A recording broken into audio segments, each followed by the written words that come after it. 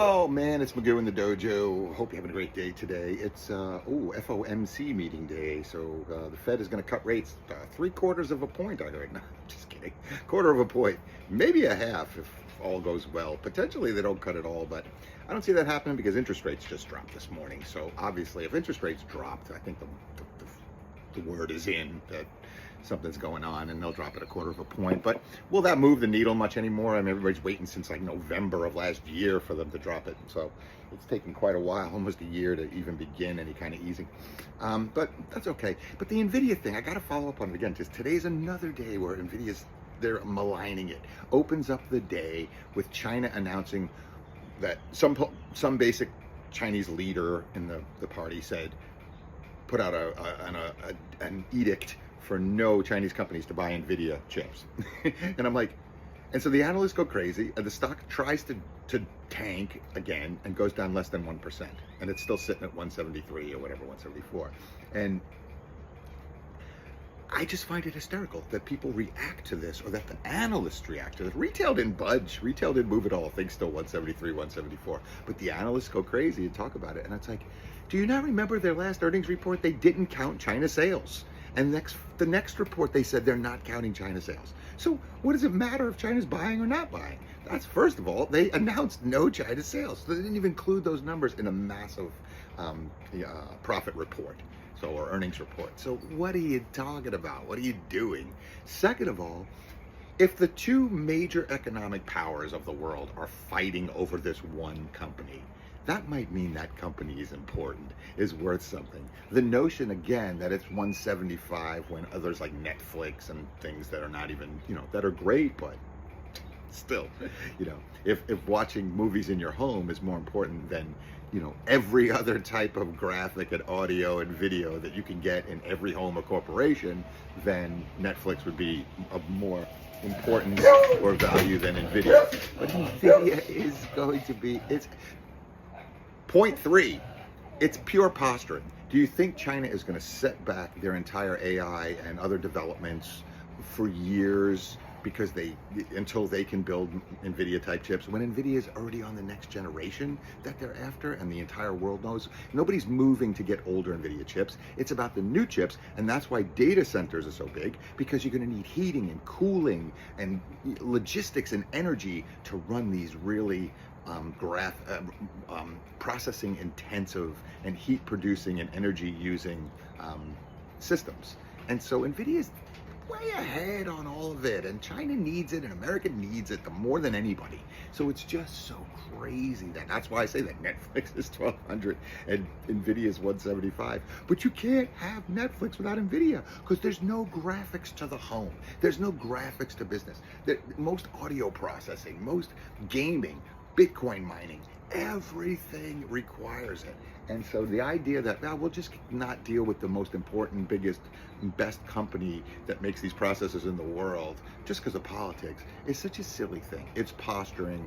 It's a way of showing some strength and saying, well, Nvidia, we don't need you, so you can have your Nvidia. We'll make our own Nvidia. But the fact is, they need Nvidia, and they're buying Nvidia chips from third parties, so it doesn't look like they're buying it directly from Nvidia or us, and it's all controlled and regulated. No country is letting themselves fall behind in technology. Not us in AI, not them in processing or anything else. So these two parties are jockeying for power, and we're splitting things, really. And Nvidia is one they haven't figured out how to split yet. TikTok is another. And I don't want to get too into TikTok, but by getting rid of TikTok, I hate to say this, I have friends who left the country, not out of political reasons, not because I hate Trump or I'm a liberal or whatever. They left the country. They left the country because their business was digital creators, or they're digital creators who created courses, or they teach, or they sell a digital product, and then they go speak and they do speaking engagements. I have friends who do that stuff, and all their videos there was a time where you either ended up on YouTube or on TikTok, and so I have one friend who says 10 years of training videos and live events on TikTok. And they wiped it all out. So she moved but she didn't move to China. She left America. She didn't go to China. She moved to England. And so I have other friends. One moved to Japan. And the thing is, it doesn't help either country to have those people have to move somewhere. you know. And then the problem is they can't come back, because you're not going to go through all that again. Like, okay, well, now I can do this. No, you went through a huge life shift. You nearly lost your business. You reestablished it in another country. Now you got a boyfriend or a girlfriend over there. You just finally got an apartment. Everything's going good. You're like, screw this. I'm not coming back. I'm reestablishing my business. I'm making new contacts. I'm starting to speak with a new accent. And that's driven by them shutting down TikTok. You know, if they didn't, he or they would still be here. They never would have thought to leave. It wasn't part of their plan. But you stripped their livelihood away, and it was like, do I start a new business here in America on a new platform with nothing, or do I just take my existing business and go somewhere and start it up again? That's the beauty of having a digital nomad type of business, especially if it's one that makes real money. But even digital nomad businesses take a shizload of work, and like I said, I know the people I know just created basically teaching content and video content so they can sell the thing as like an ebook or as a presentation or as a training. But more often than not, they get the big bucks to appear based on that stuff. So the videos show that they know how to teach, know how to speak, know what they're talking about, know their crap, and are personable and likable and are professional. And then they get hired up to show up and do that live, which is great. But if you don't have any video presentations to show, you know, because they're blacklisted or not available anymore, well, what do? Then you got to send out business cards. You're starting from the beginning. So of course it makes sense to take the whole digital business and move it. And frankly, when things open up here again, which apparently TikTok will, they'll just expand back to here without having to live here. So who did that help? You know, it helped that other country. They just got a nice tax-paying, productive member of society while we lose one. You know, and China loses too. They didn't get anything either. They lose business and a person. So it doesn't. Sometimes the politics are just way ahead and stupid, and that's why I learned now to follow money, because money doesn't lie, and the greed factor shows itself whether we like it or not. And I just think the oligarchs are large and in charge right now. So the notion that we're going to suddenly get frugal and cut spending and not increase debt or whatever, it's just crazy. It's 2019. The Fed's getting ready to cut. Trump loves to throw kerosene onto the economy, so it looks like it's burning hot, and then it burns out and it's going to get ugly. But for now, I would say for the next 18 months, the tech bubble is going to be re-emerging, very similar to the dot-com bubble and the cell phone bubble, except this time the differences are the amount of retail traders has never been seen before, which is a bad thing. The good thing is that all of these companies are actually profitable now, whereas during the dot-com bubble they were all speculative nonsense that didn't make any money. Nvidia has more money than God and all his cousins and everybody at the Last Supper put together.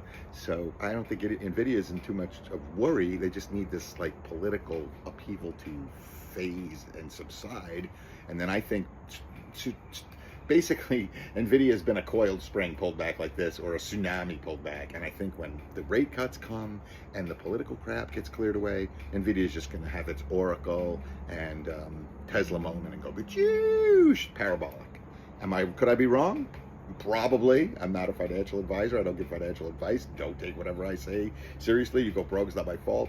But Nvidia I've never seen a stock so maligned by everybody for the last number of months and is only down a 0.5%. So it is dying not to go down, which means it's dying to go up.